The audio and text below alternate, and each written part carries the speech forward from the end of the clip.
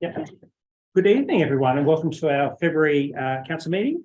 I'll read the acknowledgements. City of Prospect acknowledges that we're here on the traditional country of the Kaurna people of the Adelaide Plains region, and we pay our respect to elders past, present and emerging. We recognise and respect their cultural heritage, beliefs and the relationship with land, and we acknowledge that they are of continuing importance to the Kaurna people today. I'll now read the council pledge.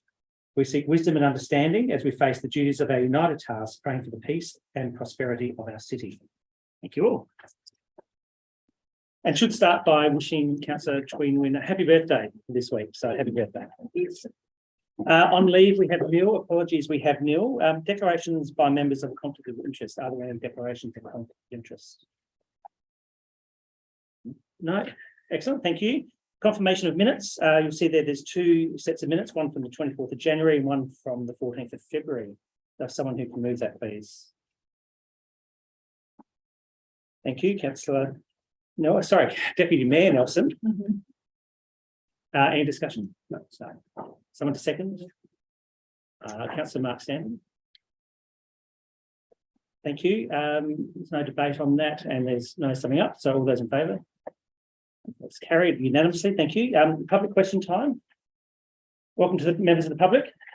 I don't think we have any. So we will skip over public question time because we have no members of the public. So there you go. Petitions, we have nil. Deputations, we have nil. Questions without notice. Councillor De Becker. Yeah, I've just got a question, possibly a follow-up question.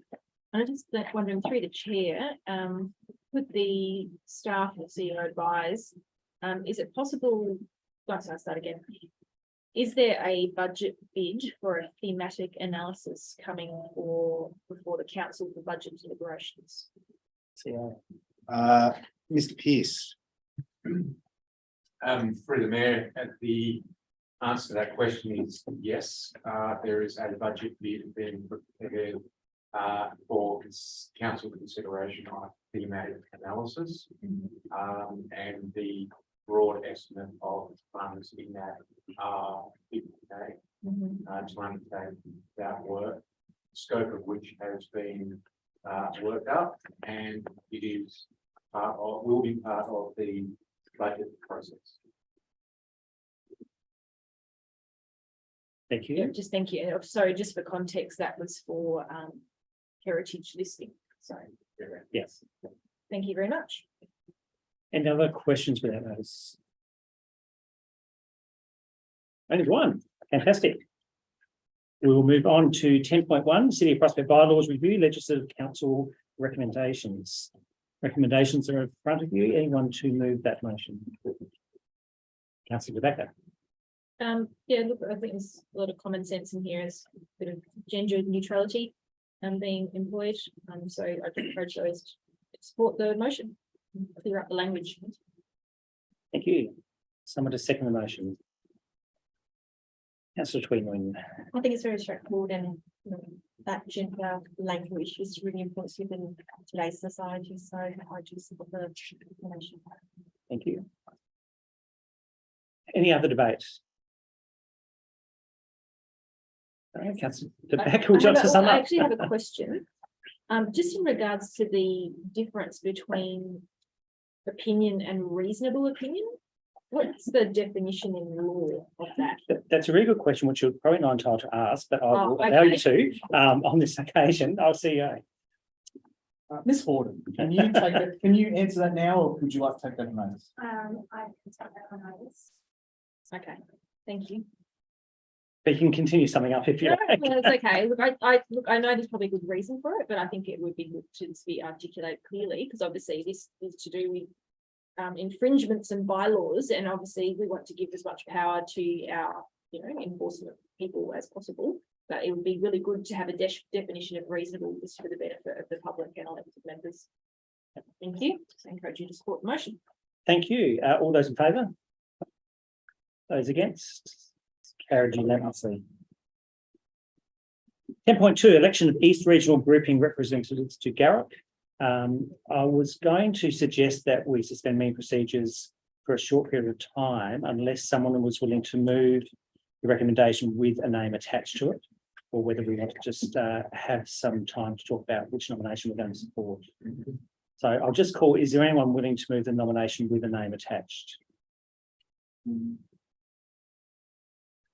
I'll take that as a no. Councillor Barnett, you're thinking? Yes, I'm actually just trying to find this name. What I might do is, with your permission, is Oh, to I've got it, sorry. suspend meeting procedures for 10 minutes to 7:15 if we need it. All those in favour? Those against? Sorry, I might do that again. All those in favour? Those against? It's carried. So we have two nominations ahead of us in the motion. So let me catch up my iPad.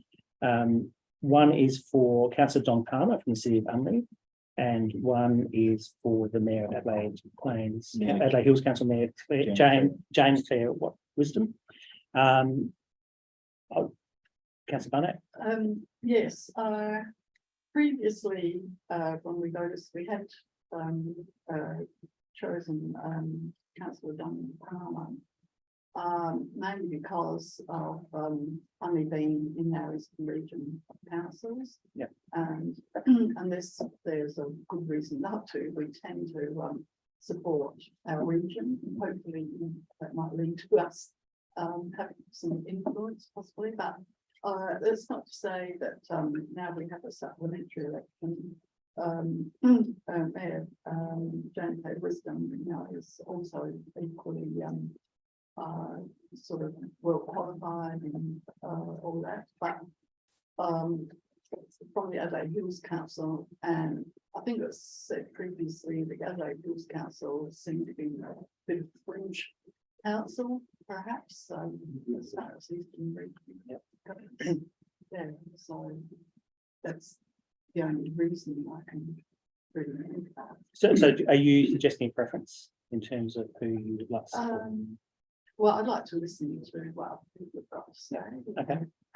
So, Okay, other elected members, do you have a view one way or another, Councillor Deputy Mayor Nelson? Simply based on the information that we've received, I'm happy to support Don Palmer. I think, you know, there wasn't a lot of information received from Mayor Jean-Claire Wisdom, but I think based on what I've read, based on what I've seen, and based on the case that we've been put forward, I'll be happy to support Don Palmer. Yeah. Okay, thank you. Other elected members, it'd be good to have your views because we'll go back into session and need to vote on this, so we need to determine which elected member we're going to support. Other thoughts? Well, maybe I'll ask a different way. Does anyone have a view that's contrary to Deputy Mayor Nelson's? No? Easy one. Okay, so I'm going to propose then that we provide our vote for Councillor Don Palmer from Unley City Council. I'll call us back into session and I'll call someone to move that motion as it appears on the screen in a second, which is we enter our vote for Councillor Don Palmer. Deputy Mayor Nelson. I'll move that we give our vote to Councillor Don Palmer. Thank you. I think I saw Councillor Tobacco second. Just to support it. That's Thank all you. I'd like to say. Any other commentary? Would you like to sum up that wonderful speech? No, look, I think that based on the information that we have received in the pack, and of course, based on the fact that Mr. Palmer is part of our region, very happy to support him in the nomination. Excellent. Thank you. We'll now take that to a vote. All those in favour? Those against? It's carried unanimously. Thank you very much. We're steaming through section item 10.3, second budget review. For someone to move this motion.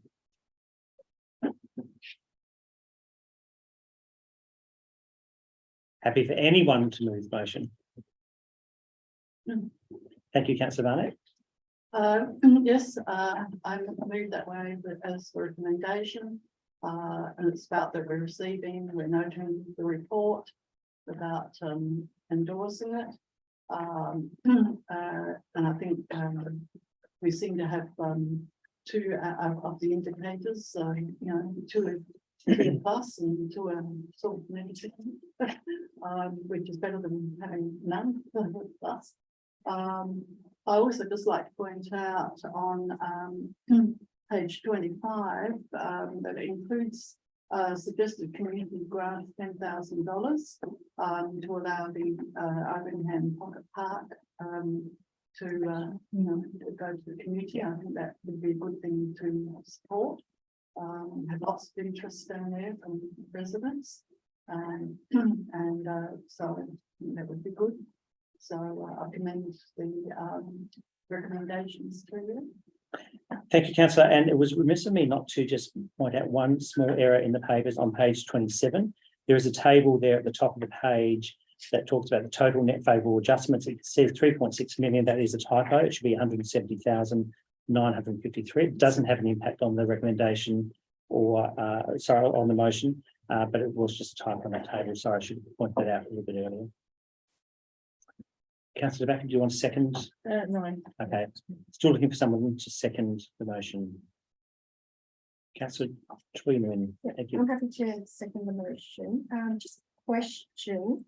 On page 23, just with regards to the electricity charges, it's not the increases in the electricity charges. Can I just ask, are we talking, can I get a percentage of how much has increased?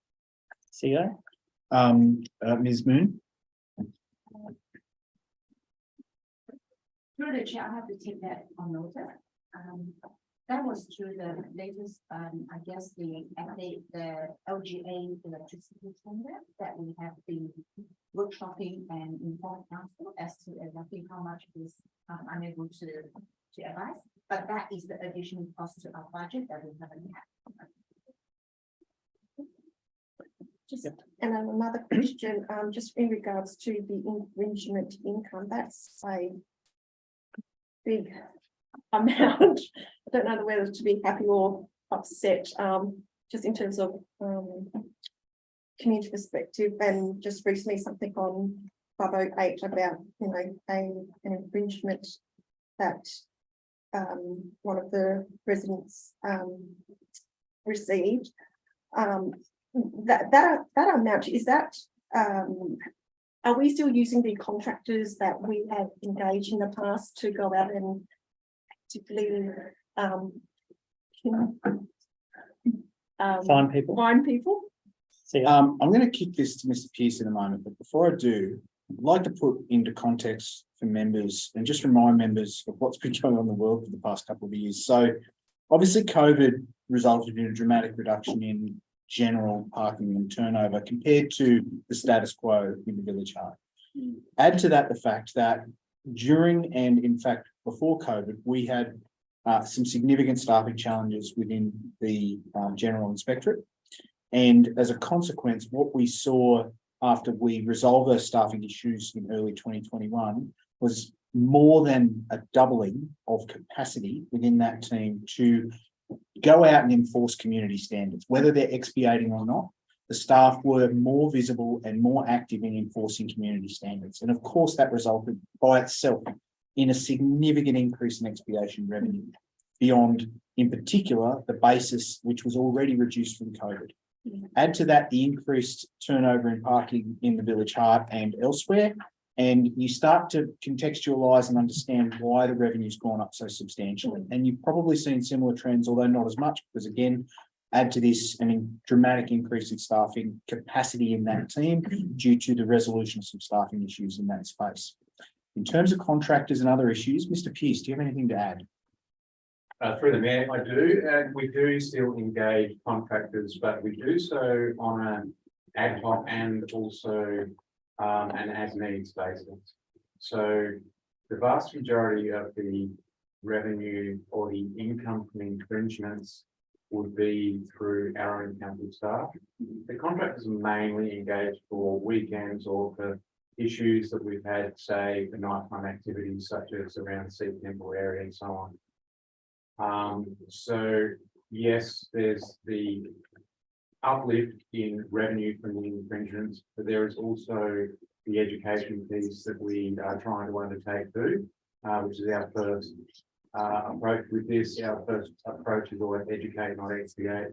We're not encouraging a revenue-based infringement approach. We're encouraging a safe city and a police city in that respect. So, and, you know, congestion around schools and other things has obviously been well documented.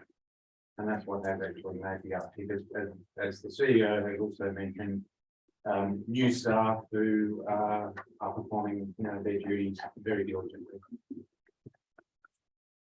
Thank you. Thank you. Councillor Nguyen, anything else? No, that's fine. No, okay. Any other comments? Councillor Rebecca. Yeah, I do. Look, I think, you know, saying 2 out of 4 ain't bad is a bit rich. If we actually look at the BR2 on page 24, the asset renewal funding ratio is 228%. If you look at the target range, it's 90 to 120. So look, I just encourage everyone to look at the figures. I've got a couple of questions about wording as well. Now, throughout this whole report, it has the word retimed. How is retimed different to delayed? Through the chair.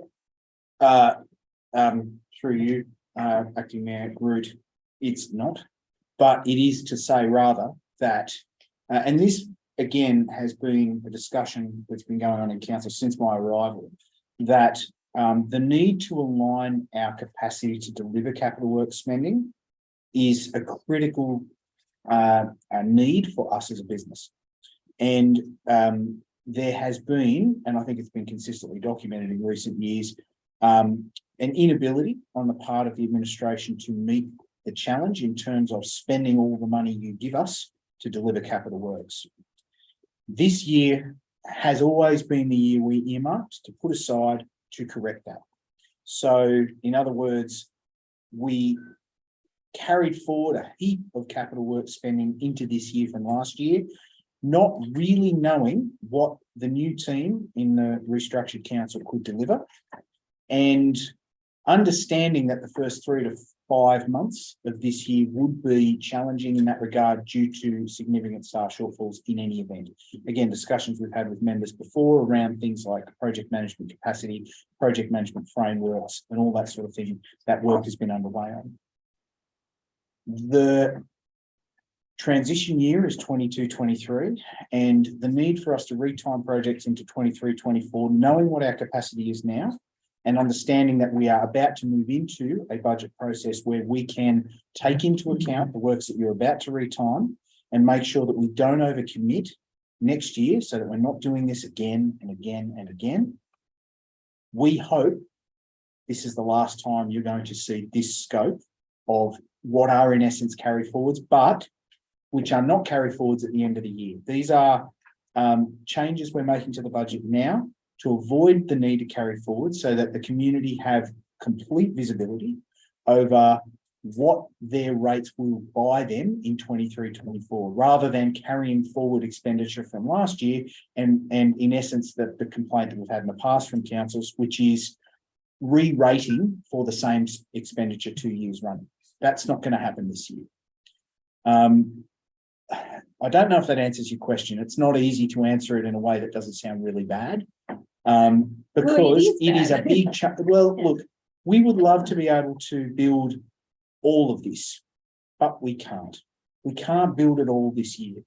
What we're instead asking you to consider us allowing us to do is to do as much as we can next year, but to recognise that because we're moving out into next year, unlike years past, we're not also going to commit 30% of this year's expenditure, or in this case more than that, to next year, but also another full year of expenditure on top of that, and the full knowledge we're not going to be able to do it. That's not going to happen this year. Mr. Delano, do you have anything to add? Yes, please. Go ahead. The bi-monthly report has been attached to this. Obviously, that provides a very good update of all projects. It's not project management capacity, it's in its own right. And that is a big part. As Chris said, we've had a delayed start to the year because of building capacity. It's the maturity of the projects in some instances, and the fact that it's not been focused on multi-year. We've got a large number of projects that are related to grant funding. So I'm happy to take questions of any project through the bi-monthly, but all the projects in play, there's none that are just sitting on the shelf waiting for action. We're in play. All the big ones have significant issues and concerns that we're working with: Churchill Road, Livingston, the tennis court precincts. they're all in play, but they've all been bogged down through going through some historical and legacy issues, as well as, I suppose, a lack of being shovel ready at the time the bids are prepared, or the one of the understanding at the time the bids are going in, that there could be, there is the risk this is going to be effectively multi-year, because we haven't gone through the diligence in terms of putting together in preparation of the budget bid. That's really the best explanation I can provide. The details in the bi-monthly, we are aiming to complete $11 million worth of work, which I'm a high confidence in that it get close to that target, if not meet it, exceed it, based on details of the review that we've undertaken. And it's fair to say a number of these projects have come into the books that weren't projects at the start of the year. Pocket Park, Churchill Road, land, the election promises that are coming to Lucy Wood, but we've had to drop everything and jump on board as well. So I think you're taking that in broader context, we're actually punching pretty much not that way. I should apologise to the team, but my answer wasn't good. So thank you, Mr. Lane. Councillor Becker. Yeah, I'd like to speak further. So further to that, so I'm going to choose to use the word delayed. So ultimately, we're responsible to our ratepayers. And I guess, you know, for anyone watching on the YouTube video, as a council, the only person we employ is the CEO. And I think, you know, we've had our strategic discussions delayed. And as a council, if we're doing a lot of capital projects, maybe we need to be employing more, you know, project managers. That's my kind of thinking. So that's a discussion that kind of probably needs to be had. But certainly when I'm looking at things like the Broadview hub being pushed back and some of those kind of things, I think we need some comms with our community and managing those expectations as well. And certainly there will be motions coming to us because we're not getting to those projects. So I think, look, I hear you. We're throwing all and they're landing out the sky, but we've got to look at the budget we've got with the rates that we charge our ratepayers and which people on the ground we need to be employing to deliver those projects. Like I said, the only person we employ is the CEO. And, you know, I just want to see strategically how we can structure the business so we can actually get things out the door. So look forward to those discussions. Thank you, councillor. Any other commentary? No, I'll go back to councillor Barnett. To sum up. Yes, thank you. And I wasn't glib when I said that we've achieved at least two. You could quite easily have all those in the green and not do a single thing in the city, basically, except just keep on, you know, keeping up with your the things that you have to do, the footpath and all that. You could have all those in the green if you had an absolute skeleton staff, which would be commensurate with you not doing very much at all. So I think that have we been tough with ourselves? Most probably not. And as been pointed out, we have a legacy from before, which we have to clear the decks of. And then we have to have, when we have our strategic planning and start to look a lot of these things, you know, I think there are a lot of things there that are nice to have, but, you know, do we really need them if we want to get those 4 green ticks? So I think that's the point that I was sort of wanting to make. Thank you, councillor Barnett. All those in favour? All those against? It's carried unanimously. Thank you. On to 10.4, Pocket Park, Main North Road, North Road in this. Someone to move this motion, please. Deputy Mayor Nelson, thank you. Would you like to speak to us? I don't think there's too much to say. Obviously, it's just to consider the draft concept plan. I think it looks like a nice plan. We had some presentation last week, week before. So I think on the pretense, the plan looks good. Have a good move. Thank you, Deputy Mayor. Someone to second. Councillor Holler, thank you. Would you like to speak to it? Just that, you know, they did go to great detail and I like it as well. It's a well thought out concept design and just very positive about it. So, yeah. Thank you. Yes, Barnett. Rebecca. Rebecca. Question? Yeah, I know. So yeah, I just had a question about there was an opportunity for public art probably just through the chair, is that coming before the citywide roundtable on public art? It's a very good question, CEO. Ms. Taylor, Mr. Delana, any insight on that one?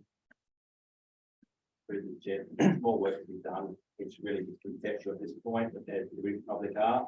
In terms of Ghana, I think we'll lean more towards Ghana involved in that public art provision. But it's early days and we do need to now accelerate once this concept plan developed in terms of our, supported in terms of our thinking and working we did in space. But working through planning from under was a space where we had seen this opportunity. Yeah, so Councillor just Beck. one more follow-up question, because it says an opportunity for public art. I'm just wondering, is public art going to be delivered as part of the project, or is it saying they're leaving that open for us to fund? CEO. Mr. Delana? Through the chair. Being very open, certainly the project is intending to deliver artwork. They have a fixed time frame in when they were seeking to exit. If this artwork becomes protracted, there may be a need for the funding to be right and can't continue the legacy of delivering the artwork. So there's been some open conversation in that space, but essentially the project is funded. All right, thank you. Thank you. Councillor Barnett. Yeah, just following up on that, at the workshop that we had from the department. So it was, I brought up about the heritage of the area, and that certainly connects down people and also some of the original founders that were there. And I think they were quite amenable to having some storyboard, heritage things. So I hope that will continue. Thank you. Any other councillors? Councillor Nguyen? Yeah, in the second budget review, there was a point in there about increasing dog registration. And this report, talks about an investigation in off-leash time for dogs. And it just indicates that our community, we're getting more and more, there's more dogs in our community. So I really support this. Yeah. So, that was really a good pickup. So, yeah, I think this will give us more, give pet owners more access to opportunities to be in public.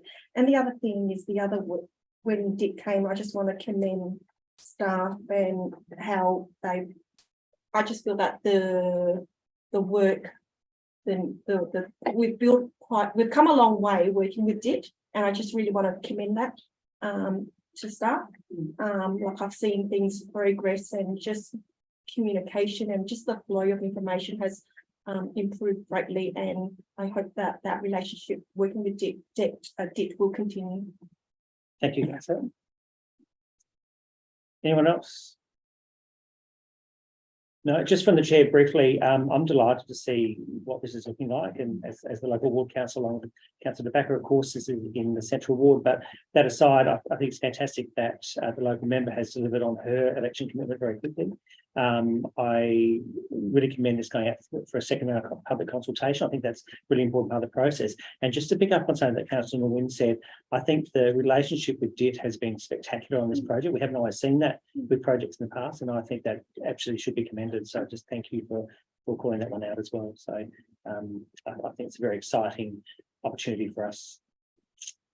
Any other elected members? Not. Back to Deputy Mayor Nelson. No, look, I think it's everything that's been said needed to be said. So Excellent summing up. All those in favour? Those against? It's carried unanimously. Thank you. We'll now go to 10.5 bi-monthly projects updates. Someone to move the motion in front of you, please. Deputy Mayor Nelson, thank you. no need to speak. Oh, okay. All good. Thank you. Someone to second. Thank you, Councillor Nguyen. I'm just unfortunate to get it on the floor, but I do have a question just in regards to the recommendation point 2, support grant application to for staff to submit to apply for that grant. I'm just gonna be concerned, like we've got quite a few projects that we are already trying to, you know, start, tackle, get across, and if, for instance, we get, we're successful with these grants, that will add more to the current limited resources that we have, let alone we have to match it dollar for dollar, and considering our budget, I'm just concerned whether that will be feasible and whether that's wise for us to do, given our, you know, limited resources. I'll take that as a question. CEO. I'll take it as two questions, one of which I'm going to refer to Mr. Delana in relation to the question of capacity to deliver the expanded scope of these two projects. So if we can take that one first, Mr. Delana. Very good, there. With respect to the two projects, so two projects identified, Arul Pash and Irish Harp. Arul Pash, in effect, if it's supported, offset the cost that we would have been progressing anyway, with respect to implementing that storm management plan and priority project as integrated within that upgrade. It's actually going to offset council costs to a great extent than it was if this one wasn't available. Should the council support that concept plan and we're bringing back to it next month? It's a bit having to put the cart before the horse in terms of the timing, but the draft is such that we thought it was worthwhile. It's entirely up to council to decide not to progress this. It's also, there is an opportunity, ultimately at the other side of this, to withdraw as well. So we're saying, let's put our hat in the ring. If there's an issue with grant funding, if with their own capacity to fund this, we could withdraw. There might be some, in terms of it's not good practice, but it's possible. With respect to the Irish Harp, we have a known issue that's presented more recently at the pastoral. I spoke to that to some minor degree, but there is a significant issue that needs to be resolved, and the council would be responsible, and we're putting for funding this rectification regardless. This gives us an opportunity to incorporate this within Irish Harp and actually get half the funding. So that was the intent. I realise Irish Harp is even less mature in terms that the council hasn't received any sort of previous position on this particular matter other than that verbal update at Passport, but we saw it as an opportunity, and there is still the ability to effectively withdraw. Thank you. And the second. I think actually Sam's covered both. The second part was about capacity to fund it, and I think Sam's covered that. Okay. Does that answer your question? Yes, it does. That's what- okay. Look, I strongly, like, you know, I understand that, and it's taken advantage if we are successful with the grant, but to match it and just the capacity, I just feel, you know, is this the right thing for us to do? But the director has said that we can, if need, pull out if it doesn't go ahead, and that's fine. So I'm more comfortable with that. Excellent. Thank you, Councillor. Anyone else? Councillor De Backer. Yeah, just say it's a really good report, and speaking further to what I was mentioning before, I think the department's doing a great job, in, you know, with all that's being thrown at it. And I think reporting is really important because it's good to be able to see where it's going. Now, I do acknowledge that in the motion they're actually talking about less reporting and more doing, you know, and that has its good and bad things. So I'm generally supportive of that, as long as we can, you know, direct our queries through to the director on a regular basis.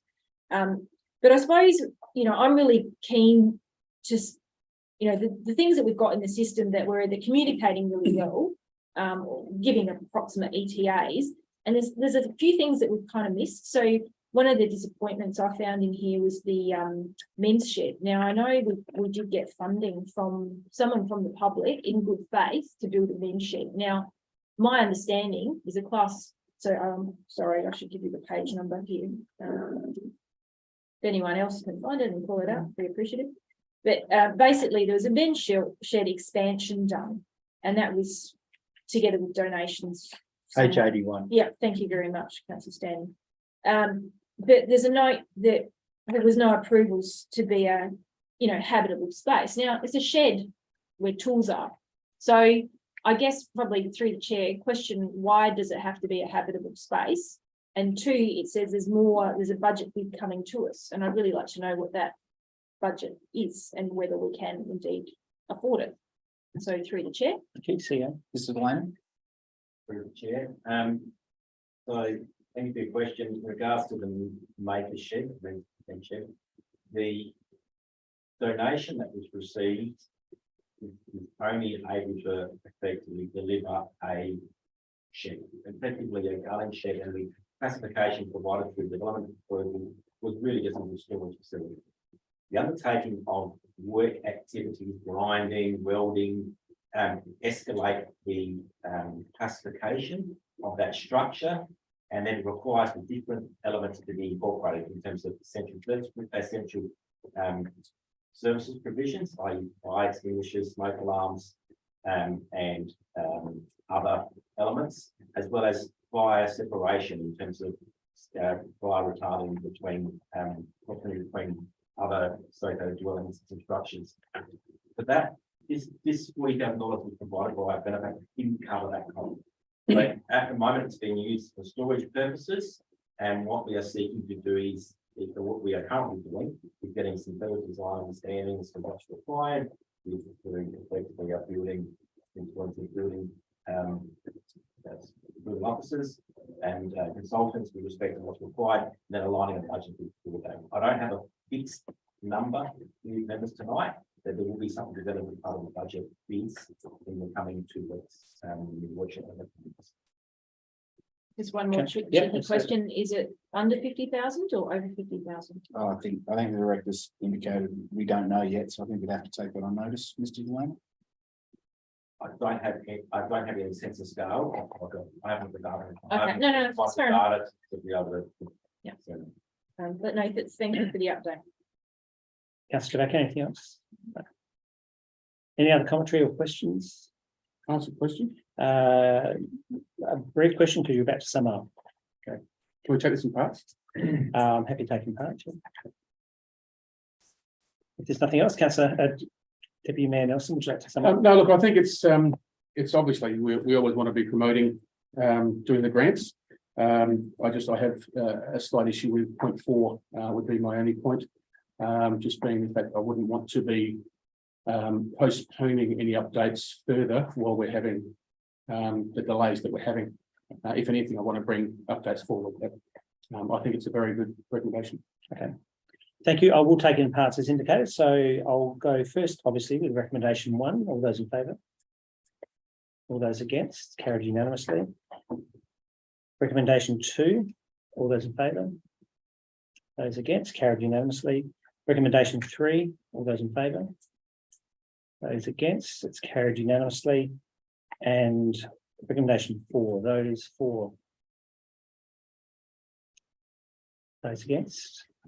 It's carried. Thank you very much. And that takes us to the end of our reports for decision tonight. I'll now move to general business of any urgent items. Is there any general business that is urgent and wants to be considered tonight?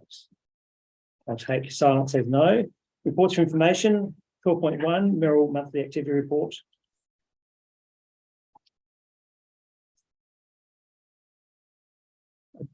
Normally we take some of these on block, but there was only one, so we'll take it as a single report. That threw me for a minute. So I do need someone to move the Merrill Monthly Activity Report, please. Councillor Barnett, would you like to speak to it? No. Was that a no? Yes, it's not like Yes. I'm willing. Yes, it's a no, and that's a yes. I'll take it as moved. Thank you. Someone to second. Thank you, Councillor Hollett. Would you like to speak to it? No. Any other commentary? Councillor Barnett, do you see the need to sum up? No. I didn't think you would. All those in favour? Those against? It's carried unanimously. Thank you. We'll move on to council member reports and briefings. Are there any reports or briefings councillors would like to mention tonight?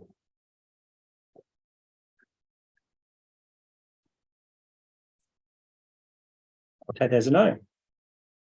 Now we've got a couple of motions on notice tonight. So I'm going to move to the first one, 14.1, notice of motion, Myrtle Street, no right turn. Councillor Barnett, this was your motion. Are you happy to move it?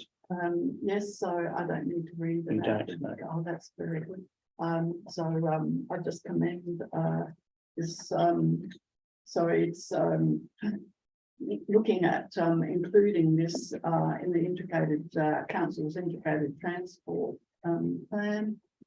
Because it does take on, the wider issues of other streets that are similar to Myrtle. But I brought this to the attention of council and as part of the motion. Because,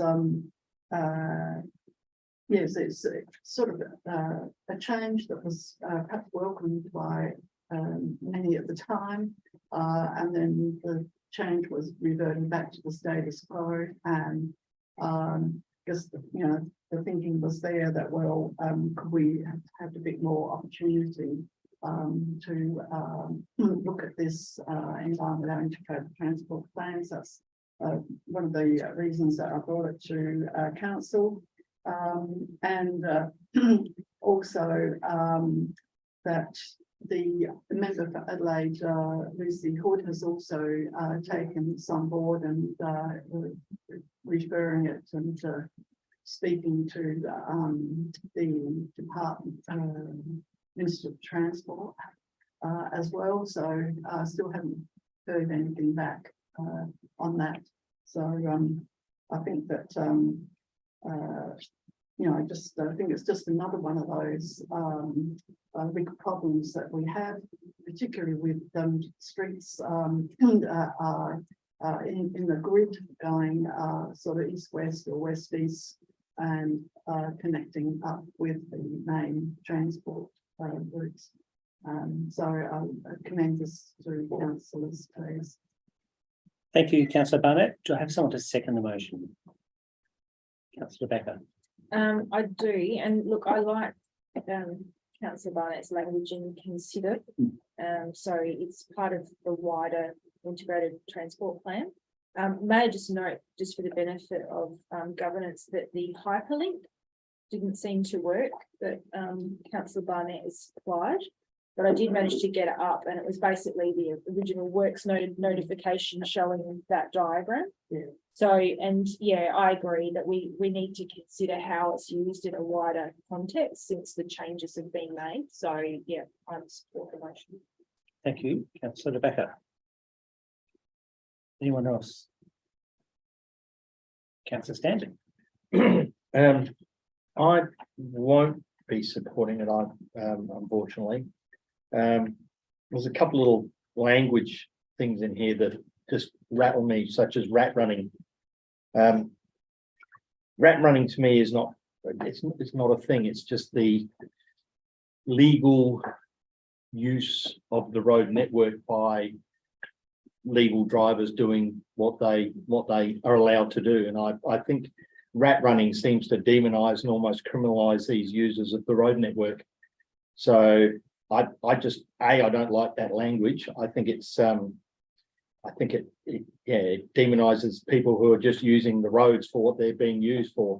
I also have a great concern that it seems to be coming from a temporary closure to facilitate a larger project that from Councillor Barnett's rationale, a resident has complained about or wanted to keep. And I also have great concerns. I know it's to be considered in the part of the integrated transport plan, but I just have a worry that something like this will just sneak through and on very thin reasoning. And I also worry that you close one way for people to get through and it doesn't actually reduce the traffic flow, it just moves the traffic to somewhere else. And there'll be people in the adjoining streets, or maybe it'll affect, 20 streets down where people have to turn early and go down. I commend Councillor Barnett to bring it forward for the resident, but I won't be supporting it, unfortunately. Thank you, councillor Stanton. Councillor Twin. I support councillor Barnett on this. My business is on this street, so I know it very well. And I've had a lot of other residents who live on the street that have made many comments since that has been changed. I also go down that street after work to get onto Churchill Road. And I have noticed, yes, it is quite a dangerous intersection with people turning into Melbourne Street and people trying to leave Melbourne Street from that point. So there has been a lot of near misses, there's been congestion, people getting backed up, maybe about 5 cars, and people trying to turn down during a busy period. So obviously, like after work time, it gets congested at that point. And after they've fixed it, recently they've made the turning to Belford Avenue shorter. So the cars are actually getting blocked up on Churchill Road now. So I think it's made it worse with the new fix after they've completed it. So there's like maybe 2 cars that can park to turn and then the rest are on Churchill Road. So I definitely support this and yeah, I support Councillor on this. Thank you. Councillor Moore. I have a question. Can I just ask, where is the integrated transport plan up to? Where's the program? Where is it at? It's a very good question. I'm going to put it to the CEO. Mr. Blair. Chair. We have a workshop planned for early April with the members to go through and what the council to assure that like what the council sees the outcomes being proposed to inform the final way. We are also currently in the process of progressing with traffic counts throughout the city. So we get the data to inform the decisions. There will be a comprehensive traffic counter monitoring program implemented in the coming 3 or 4 months to inform that body of work. We are also proposing some additional funding so we can actually get a traffic transport plan that will deliver on what I believe the ambition of the council is for this document. So that's something we're considering as part of the 23-24 budget. But the first step will be a workshop with the members to make sure that the brief is meeting the expectation of the council in terms of the issue being covered with the IP. Thank you. A further comment. Well, my understanding is the integrated transport plan is to look at the whole, the wider, the entire city. So I'm just concerned with this motion that if we focus on this area, you know, there could, this same issue could happen elsewhere in the city. So I'm just a little bit reluctant to support this motion, and I'd like to wait until the consultation or that workshop to unfold and go from there. But at this present time, unfortunately, I won't be supporting this motion. Thank you. Any other comments? If not, back to Councillor Barnett to sum up. Yes, I might add that wasn't a resident was the catalyst for me to bring this notice of motion, but it was many more than just 1 or 2 or 3 residents. And there were other people that wanted actually traffic lights put in at the Belford Avenue, Churchill Road intersection, so there are a lot of other things, but I, didn't want a whole chapter and verse. And I hope that the rat running, that was not in my original language, after it came back to me as a suggested form, so it was put in.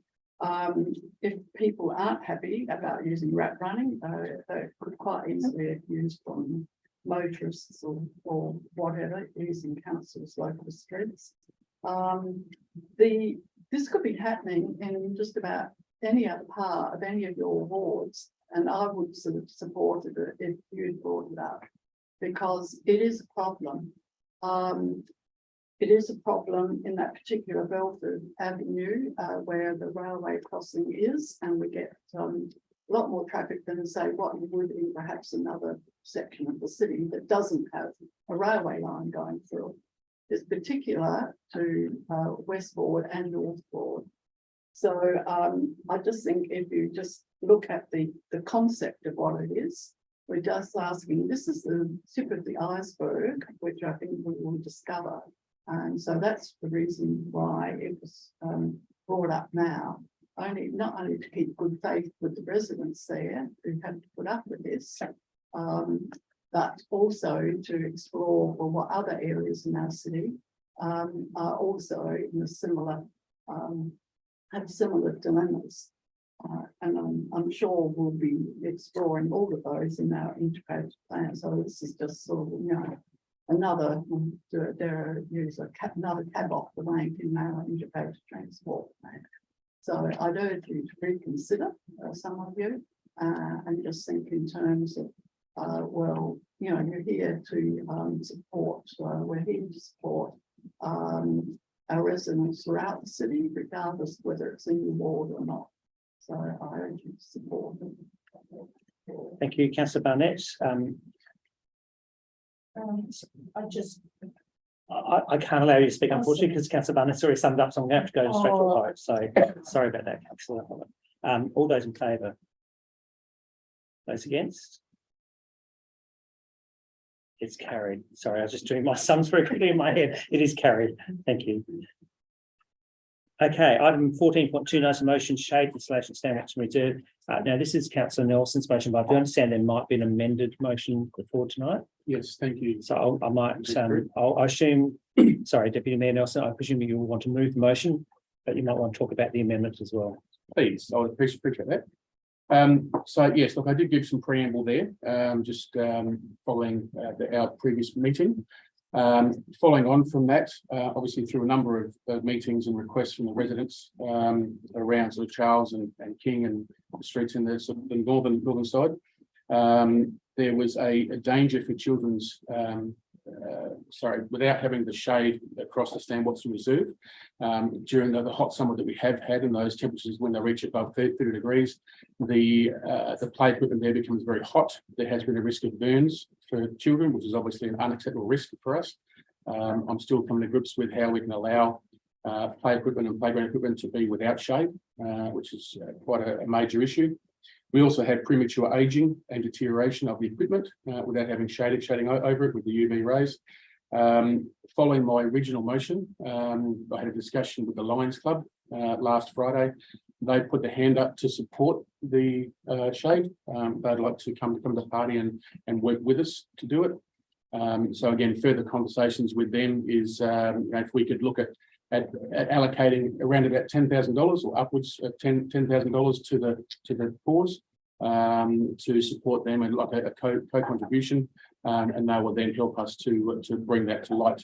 So I'm hoping to get some support from the rest of the council on a fairly small matter, but a fairly big one for the community. So just for clarity, Deputy Mayor Nelson, you are moving the three recommendations in the new motion. Yes. So just for clarity for elected members, anyone playing at home, they are the new, that is the new motion. So I'll take that as moved. Thank you. I'm now looking for a seconder. Councillor Nguyen. Yep, I'll just second this. I think it's really good that the Lions Club has once again come on board. This was a conversation that I had with them when Stand Watson was completed, and that was just soon after COVID had hit. And so the Lions Club's financial situation was really dry at that time, and they now things have progressed for them, and I'm really happy that they want to be a partner with us in this project. Many residents in the past have said that that shade is concerned for their young, with their children, and not only that, but it protects the equipment as well. So I strongly support the motion. Any other comments? Councillor Rebecca. Look, I'd just like to thank Councillor Nguyen and Councillor Nelson for bringing this forward. I know Councillor looked at this in the previous term, and it is an issue. And I think as councillors, we need to sort of look at our policy position when we're doing our strategic planning. If we are doing any parts, is non-negotiable that there has to be shade over play equipment. So I'm fully supportive, and this is an excellent example of community and council working together. I think this is something that we can adopt, and if we give easy pathways for people to co-contribute, I think you might find that there's more of our community that can get involved in these kind of projects. So thank you for bringing this. Supporting it. Councillor Stanton. Yeah, I must admit that I wasn't in favour of the original motion, probably wouldn't have supported. This one is far more palatable. I am also amazed that we even have works in progress that don't support shade over play equipment such as Patch Reserve. Correct me if I'm wrong, but there's no shade over the play equipment in that reserve. Manuwera, which is the last one to be updated, has no shade over any of the play equipment and a giant stainless steel slippery dip that, if you get the sun right, will tear the skin off you in a heartbeat. I am happy to support this motion. I do somehow see it as a bit of a Trojan horse, though. I know that the Lions Club are bringing money to the table, but it seems to be where someone else is bringing money to the table, all of a sudden we're obliged to actually get something going, and I don't know how I feel about that. I might have to just ponder on that a bit, but I'm happy they are bringing money to the table, and I'm happy to support $10,000 to do this. Thank you, councillor. Anything else? Councillor Barnett. Yes, happy to support the motions.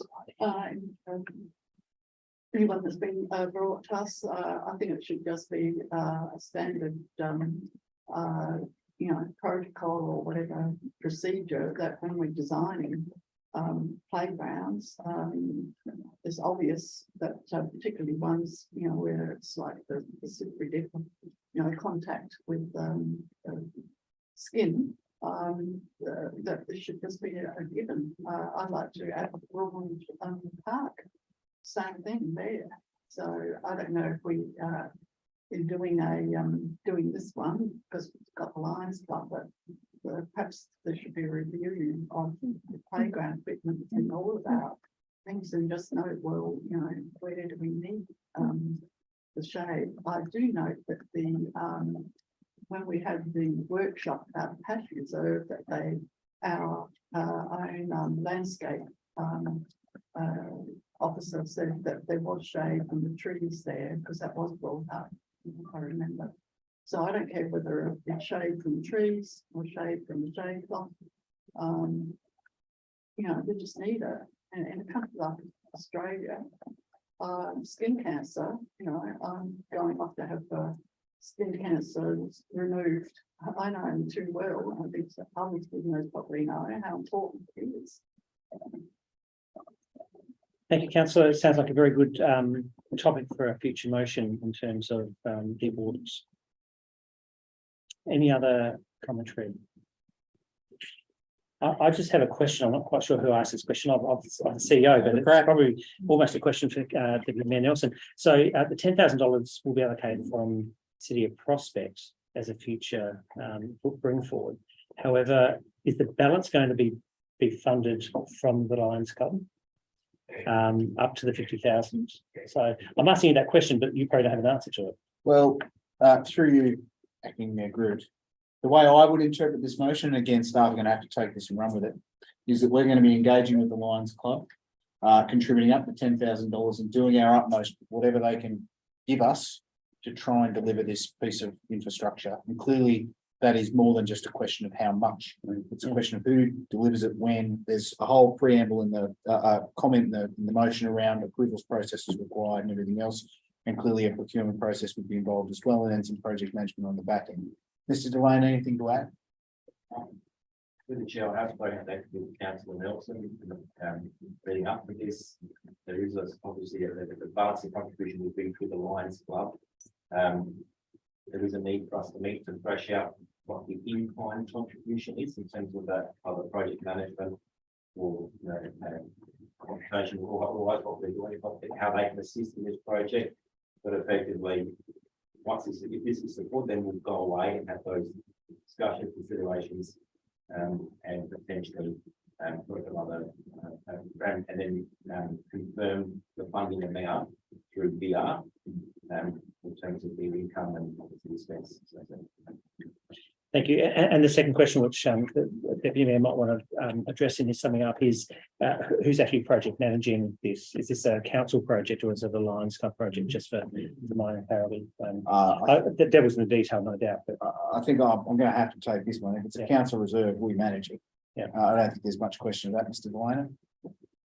Certainly have some reservations and having a third party manage a project over a playground. I know it has been done, and I know historically, in the Lions Club have delivered shade sales in the playground, and I believe an example was Memorial Gardens that was used. I don't know, but there are some complications, and we just need to have some further conversations with respect to that. That clearly liability and respect to, and not quality, but liability associated with that needs to be worked through if that was the intent. I certainly would prefer that council manage the project and the like of what other in-kind support to the. thank you. Any other comments? Okay, back to Deputy Mayor Nelson to sum up. Thank you, Mayor Group, for the question. I will take your advice and sum up and use that question in my summary. So obviously through the initial motion, the Lions Club did see them at the motion when they were casually reading through last Friday. And it was a discussion that was raised by them. They actually approached me and said, look, they have a history of supporting the council. They want to continue to do the same and they want to be involved. And that's where it sort of come from. So I said, look, I've already obviously got this motion, which I've put forward. I don't want to lose the space, the opportunity to keep discussing that motion. So hence the reason we reworked it. There's obviously still some minor details to work out, but I think the idea is to get this approved by the council so that those conversations can now happen between our planning department and the Lions Club. So I thank all those that will choose to support, and hopefully we can get this done and go on protecting our children and protecting our investments. Thank you. We'll now take this to the vote. All those, and just to be very clear, we're voting on the motion on the screen, not on your papers. All those in favour? Those against? Carried unanimously. Right, 14.3, notice of motion proposal for a Thomas Street clear zone. Councillor Standen, I presume you'd like to move this motion. I will move it thus. Would you like to speak to it? I do, I will. I was quite worried that I was going to actually vote against two motions before we got to mine and everyone would gang up on me and not vote for mine. Really quite worried, but you never know. So the history of the Thomas Street and Main North Road intersection is that it's basically where Thomas Street traffic in the morning mostly is the problem. That's where it exits out once they do their kiss and drop. The problem is that the pedestrian crossing just down the road a bit, and you can see on your map here that I've supplied, the pedestrian crossing is located as such that if that is activated, the traffic, because it's quite heavy, will then bank up past Thomas Street, and drivers on their way to work, being drivers on their way to work, won't let anybody out into the flow of traffic. And if they do, it's just 1 and 2 and dribs and drabs. So traffic on Thomas Street, they get frustrated and they do U-turns and 3-point turns into the childcare centre primarily. And then they flush back down Thomas Street, come back around the corner through 2 sets of pedestrian lights, or actually they're just emu crossings, I think. And this is the way of fixing this is expensive, which is to put a set of traffic lights there so that it stops the traffic perfectly where you want it. People can go right and left, and it also would realign bus stops and a whole lot of other things. Don't have the money for that. They've made it quite clear. The other way of doing it would be to just move the pedestrian crossing up as well. They're not going to do this thing. So we need to come up with a way of actually getting the traffic out into the flow of traffic, getting the Thomas Street traffic into the flow of Main North Road traffic, but doing it effectively, cheaply, in a way that if it doesn't work, it can be reversed. So a way of doing that would be to put a keep clear painted on Main North Road. So this gives a gap where Main North Road drivers are forced to leave a space for the Thomas Street traffic to come out. you'll probably get maybe 8-10 cars at a light rotation, but that will be enough just to alleviate the problem. It is something, it's not everything, it's not the perfect solution, but it is, it's a way of moving forward. At the moment, I've been banging on about this for 8 years. I banged on about it last time I was in council. I've just hit my head against the wall for 4 years there. Nothing's happened in the subsequent 4 years. If we've got any chance of moving forward, we need to do something. I was reading Facebook today, and there was one of the residents, one of the people on the Facebook group there, was saying that she's frustrated by people doing 3-point turns. It's dangerous, and it's dangerous because it's a school zone. You've got people who are quite often don't actually know how to navigate a car properly, making dangerous turns in a dangerous place. So what I'm asking is basically permission for CEO to approach DIT with an idea that is basically just some paint on a road. Doesn't really cost them anything. We'll have to do some traffic studies. We've got destination. We've got traffic studies that were done the last time we had a go at this. They would be perfectly serviceable to present again. You could just add 10 or 20% to the traffic numbers if you even need to do that. But they would be perfectly presentable to show the DIT and say, look, there is an issue. We've done the traffic studies. We don't have to spend any more money on it, and see if they can get something happening. I hope it's a cheap, easy, simple solution that shows we're moving forward, and it shows the community of Nailsworth Primary in the area that we actually want to do something about the problem. And I commend it to your vote. Thank you, Councillor Stanton. I presume you're not trying to move Main North Road 4 metres to the right, as it appears on the handout, but Can we do that? I don't think so. Okay. Someone to second the motion. Thank you, Councillor Holt. I think there is, looks like a very cheap option that could make all the difference there, and it isn't it's not moving things around, and just would be it would improve the situation, but obviously it needs to be looked into.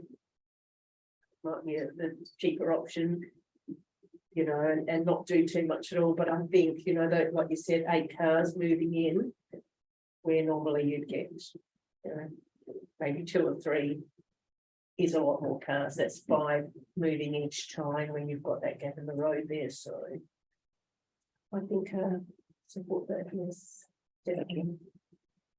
That's sort of backup. Yeah, look, I'd like to support the motion. I was going to make a small amendment to say trial, but I think if we word the paperwork like it is paint on a road, I always like Councillor Stanton's lateral thinking. So look, it is paint on a road, but I certainly have experienced on Fitzroy Terrace.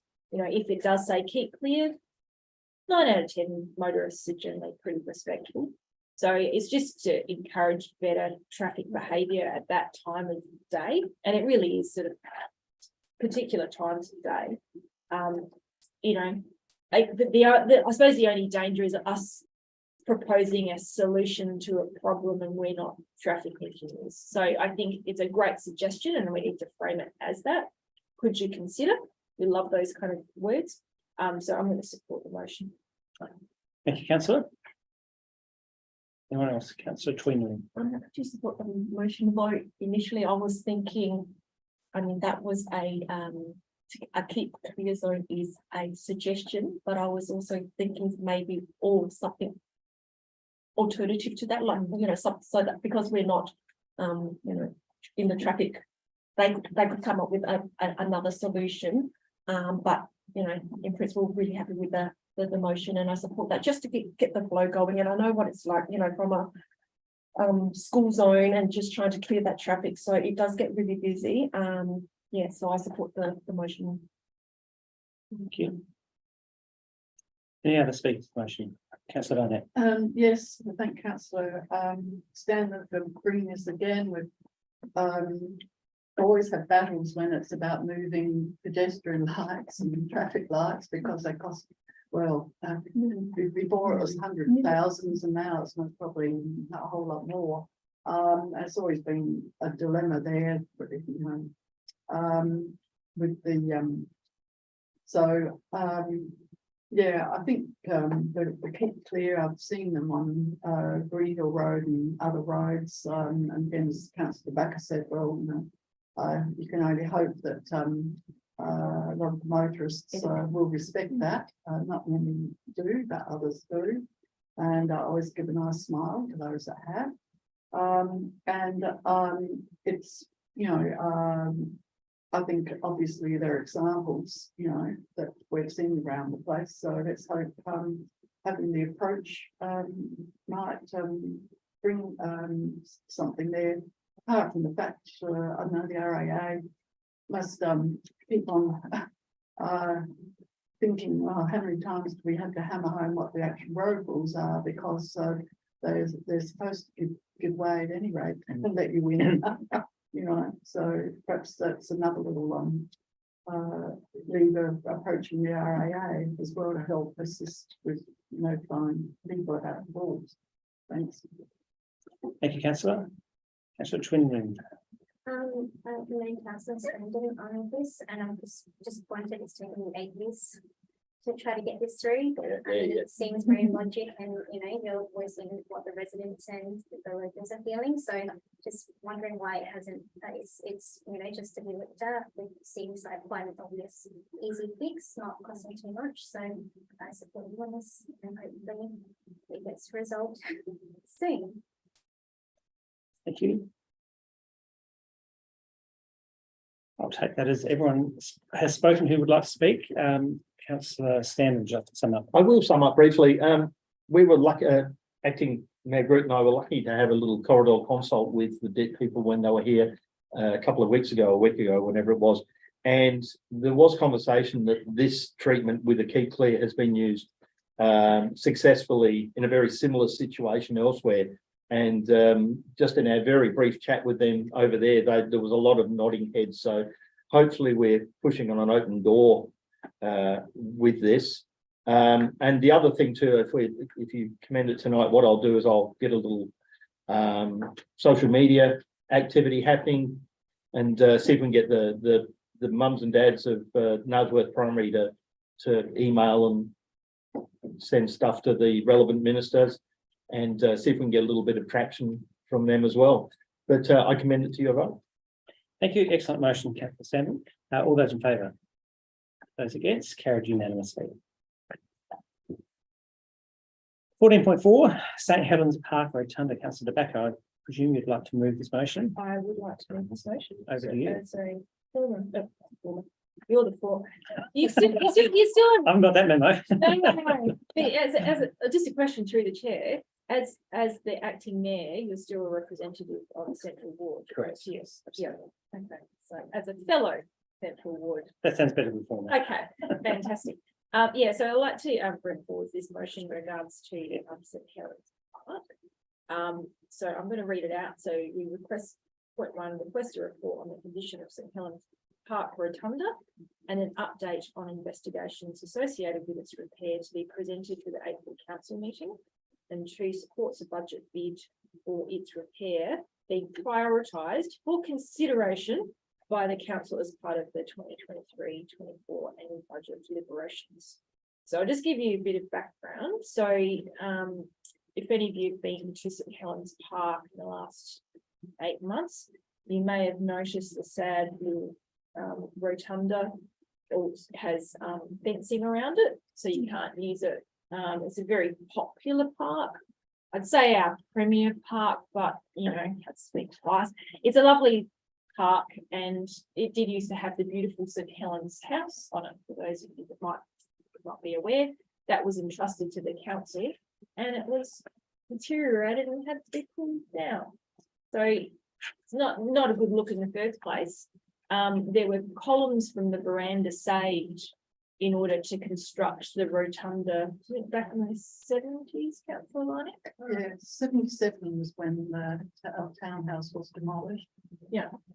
So my understanding is that the rotunda and the stables are locally heritage listed.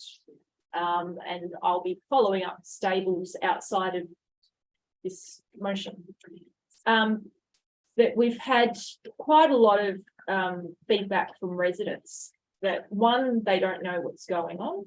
Two, they've put forward information and requests and perceived that they had heard back, that things weren't happening, and had followed up with both myself and acting Mayor Mark Group.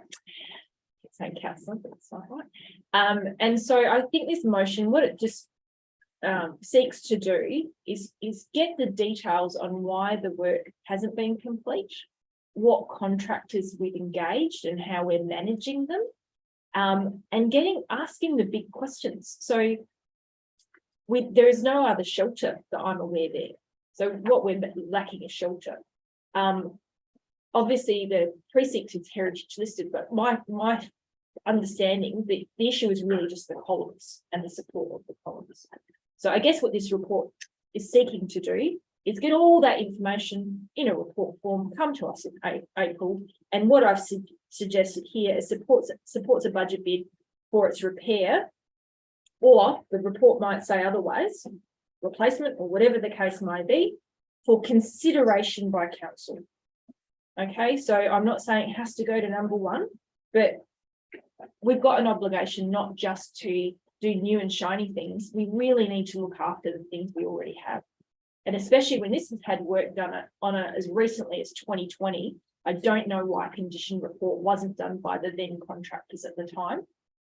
I've also asked the director about any possible recourse with contractors that we've used if the work had caused any damage, and apparently that is not open to us. But again, I'd like to see it in a report so our ratepayers are aware the steps we're taking, and now we're being proactive.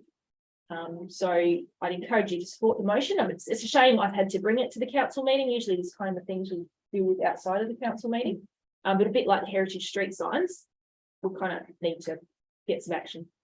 So I encourage you to support the motion. Thank you, councillor De Backer. Councillor Barnett, would you like to second? Yes, certainly. The rotunda, apart from, its heritage significance, I think is quite enjoyed by a range of people, Yeah, including absolutely. the wedding parties there.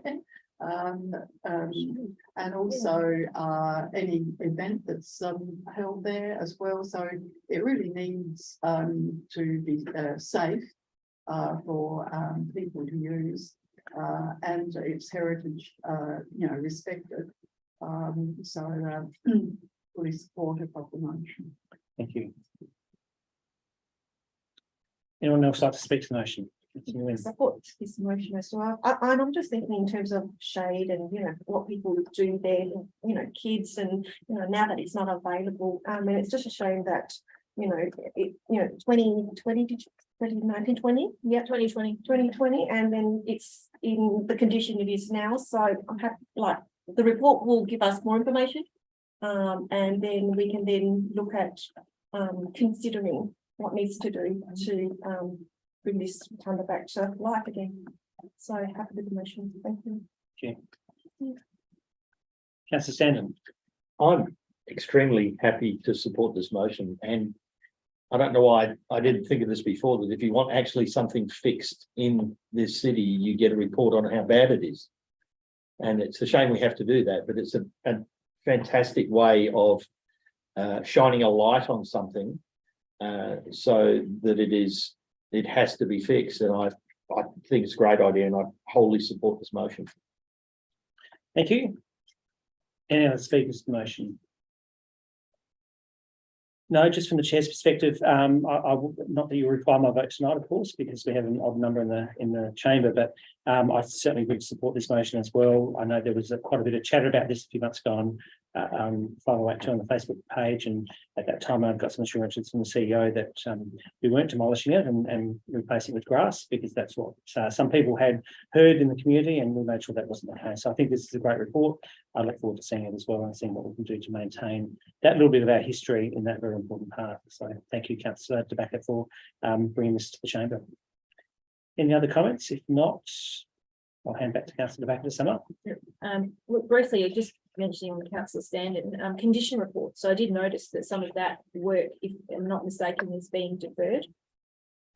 that I think condition reporting is paramount for us. We need to know the condition of our roads, our footpaths, our assets, because it's not just the new stuff, it's maintaining what we've already got. And that's part of our role as local government. So thank you for supporting the motion, and hopefully we don't have to bring these things back as a council motion, and we can just get on and do it. So, Thank you. We'll now take this to the vote. All those in favour? Those against? Carried unanimously. Thank you. We'll now move on to questions with notice. There is one from Councillor De Backer. You'll see on the screen quite a comprehensive response. Councillor De Backer, with your blessing, I would not propose that we read out the question and the answer. It will, however, be in the minutes of the meeting, so it will be a publicly available record. It does talk a little bit more about the St Helens Park Rotunda. So if you're particularly okay with that, Councillor De Backer, we can take that as tabled, and I'll let you read that at your leisure in the coming days when the minutes come out. And of course, just as a reminder, there's no debate or discussion on questions on notice either. So it is just a report provided by council administration back to council. So it takes us to number 16, confidential items, Eastern Health Authority Supported Residential Facility Licence Update. We are recommending that we move into confidence to exclude the public. And so I do need someone to move and second that as any other motion. Councillor Standard moved, Deputy Mayor Nelson seconded. Any discussion? No need to sum up. All those in favour? It's carried unanimously. Thank you. So we'll lock the doors and we'll bid goodbye to people on the tube as well. Thank you.